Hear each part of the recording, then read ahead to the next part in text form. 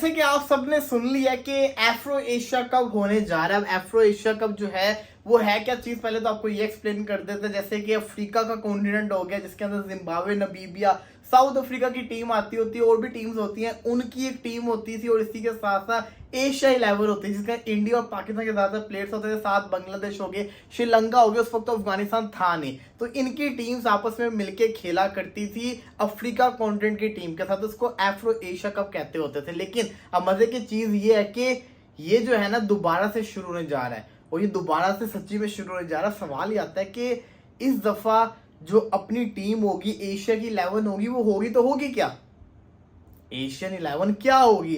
तो बड़ा समझ से बाहर चीज थी, इसको सोचना बड़ा मुश्किल है। तो मैंने एक अपनी प्लेइंग 11 बनाई है, तो मैं आपके साथ शेयर करूंगा। आपने बताना कि इस 11 के अंदर क्या से क्या चेंजेस होने चाहिए, क्योंकि आपने एक चीज को माइंड के अंदर रखना है, इस जो एफ्रो एशिया कप के अंदर है इसके अंदर वही खिलाड़ी खेलेंगे जो इसको हिट करवा सकते हैं। मतलब जो आईसीसी करवाएगा इसको या कोई भी इसको करवाएगा, उनकी कोशिश होगी बड़े स्टार्स को लेकर, ताकि जो है ना फैन फॉलोइंग जो है ना वो ज्यादा बढ़े। और ये ज्यादातर कोशिश होगी इंडिया और पाकिस्तान के जितने भी प्लेयर्स है ना, वो ज्यादातर कोशिश होगी इनको ज्यादातर रखा जाए, ताकि इनसे व्यूवरशिप ज्यादा बढ़ेगी और इंजॉयमेंट आएगी, क्योंकि असल में तो मजा इन्हीं प्लेयर्स के साथ है। तो क्या होगी प्लेइंग 11 मैं आपको बता दूं। देखिए, अगर प्लेइंग 11 की बात करें, अगर ये ओडीआई में भी होता है या T20 के अंदर भी होता है, तो ये सिंपल है, तय है कि इसके अंदर जो कप्तान होगा तो वो एशिया का एक ही बेस्ट कप्तान है, उसका नाम है रोहित शर्मा। तो रोहित शर्मा के अलावा तो कैप्टनसी कर ही नहीं सकता, T20 वर्ल्ड कप के चैंपियन है। तो मैं समझता हूँ कि ऑफकोर्स रोहित शर्मा जिसको कहते हैं ना इस टीम के कप्तान होंगे,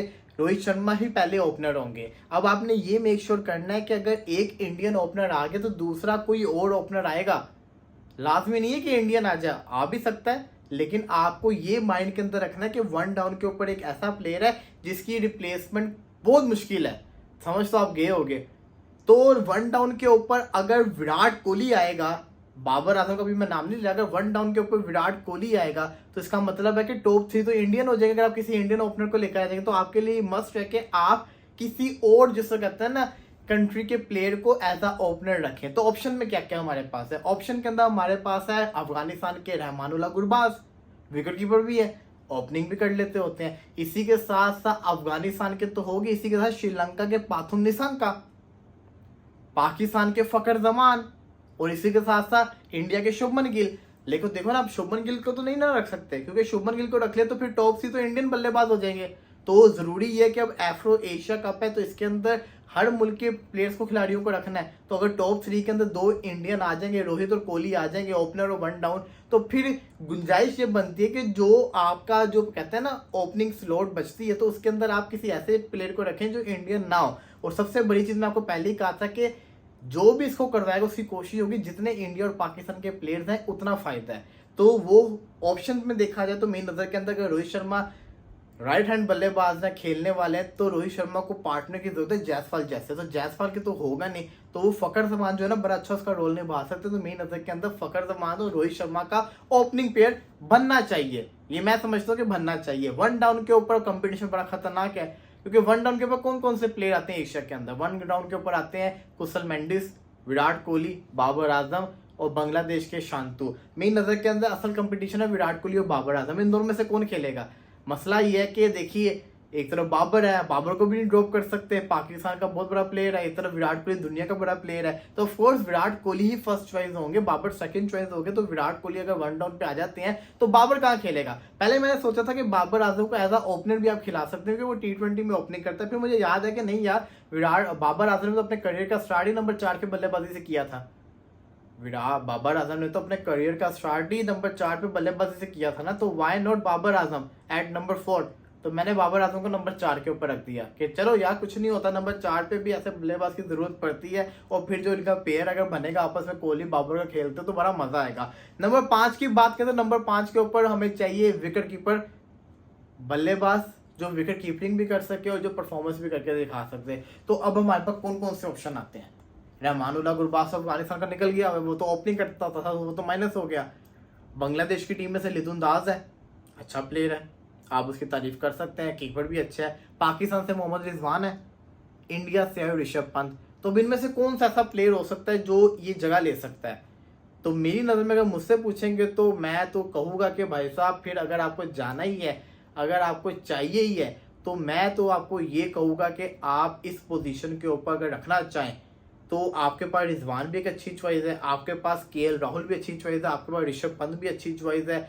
इनमें से आप सोच सकते हो। आपके पास लितुन दास भी अच्छी चॉइस है नंबर 5 के ऊपर। कंपटीशन टाइट है, आपको दूसरे मुल्कों के भी प्लेयर्स रखने हैं, तो मेरी नज़र के अंदर इस पोजीशन के ऊपर ना आप एडजस्ट कर सकते हैं, किसी ना किसी तरीके से आप एडजस्ट कर सकते हैं मेरी नज़र के अंदर इस पोजीशन के ऊपर ऋषभ पंत को आप इसलिए एडजस्ट कर सकते हैं क्योंकि लेफ्ट हैंड का आपको कॉम्बिनेशन मिल जाएगा। लेकिन ऋषभ पंत अगर इन केस, चलो मैं कहता हूँ कि ऋषभ पंत चलो अब वो कम बैक कर रहा है, वो उस किस्म का नहीं रहा, तो उसकी जगह अगर बात करें तो फिर मैं समझता हूँ कि उसकी जगह का आपको रखना है तो आप केएल राहुल को रख सकते हैं अगर ये ओडीआई है। और अगर ये T20 है तो T20 तो मेरा ख्याल है कि एफ्रो एशिया कप ओडीआई में लास्ट टाइम हुआ हुआ तो ओडीआई ही होगा। ये बल्कि प्रॉपर सीरीज होती है। तो अगर देखा जाए तो मेरी नजर के अंदर अगर ये ओडीआई भी है तो इसके अंदर रिजवान भी आ सकता है, राहुल भी आ सकता है, ऋषभ पंत भी आ सकता है। लेकिन यहाँ पे आप जो आपको फेवरेबल लगे, तो मैं सिचुएशन के लिहाज से अगर बात करूँ, बाबर और कोहली तेज नहीं खेलते, यहाँ पे मैं तेज खेलने वाला बल्लेबाज चाहिए तो मैं ऋषभ पंत के साथ चाहूंगा नंबर 5 के ऊपर। नंबर 6 के ऊपर अफगानी, मैं समझता हूँ कि असल कंपटीशन यहाँ पे आता होता है क्योंकि यहाँ पे शाकिब उल हसन खड़े हुए हैं, तो नंबर 6 के ऊपर शाकिब उल हसन की कोई नहीं जगह ले सकता। स्पिन भी कर सकते हैं, लेफ्टी भी है, बल्लेबाजी भी कर सकते हैं। तो बांग्लादेश का भी सुपरस्टार आ गया, पाकिस्तान के भी हो गए, इंडिया के भी हो गए 6 तक। इसी के साथ नंबर 7 के ऊपर में चाहिए ऑलराउंडर हमारे पास कौन कौन से, उमर जई है अफगानिस्तान का। इसी के साथ साथ हमारे पास और कौन कौन सा ऑलराउंडर मौजूद है इस वक्त, जिसको कहते हैं ना क्रिकेट के अंदर अगर बात करें तो वहां पे लंका के पास अगर देखा जाए तो स्पिन ऑलराउंडर हमारे पास ऑलरेडी आ चुका हुआ है शाकिब उल हसन। तो फास्ट बॉलिंग ऑलराउंडर में हमारे पास पाकिस्तान की तरफ से आमिर जमाल है, बताना बड़ा नाम नहीं है, तो हार्दिक पांड्या एक ऑप्शन इंडिया के पास है जो कि मस्ट मैं समझता हूँ कि टीम के अंदर बनता है। तो ऑफकोर्स हार्दिक पांड्या को मैं रखूंगा नंबर 7 के ऊपर इस पोजीशन के ऊपर। इसी के साथ साथ नंबर 8 के ऊपर अगर बात करें तो श्रीलंका के मैं समझता हूँ कि विला लगे एक ऐसा प्लेयर है जो बैटिंग भी कर सकता है और बॉलिंग भी कर सकता है, तो विला लगे की मस्त जगह बनती होती है। हालांकि मैंने पहले भी कहा था यहाँ पे सुपरस्टार की ज्यादा वैल्यू है तो हसरंगा ज्यादा फेवरेबल होगा, लेकिन फिर भी मैं विला लगे को रखना चाहूंगा क्योंकि वो लड़का जो है ना उसमें टैलेंट तो है। तो नंबर 8 के ऊपर विला लगे होगी। इसी के साथ साथ नंबर 9 के ऊपर वन एंड ओनली अफगानिस्तान के राशिद खान, बहुत ज्यादा जरूरत है लेग स्पिनर की भी, तो ये भी टीम में होगा। अब आप देखिए स्पिनर कौन कौन से हो गए, शाकिब उल हसन, विला लगे, लेग ब्रेक हो गया,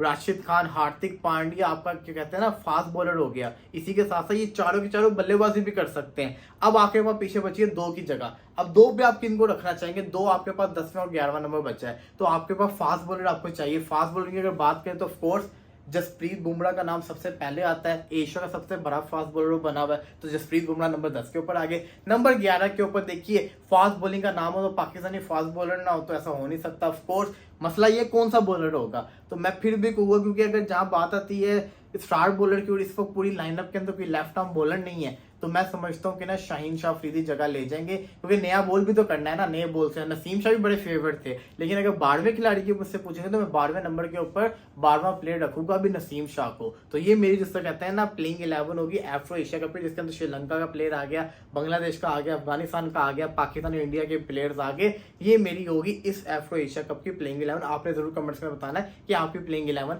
क्या होगी।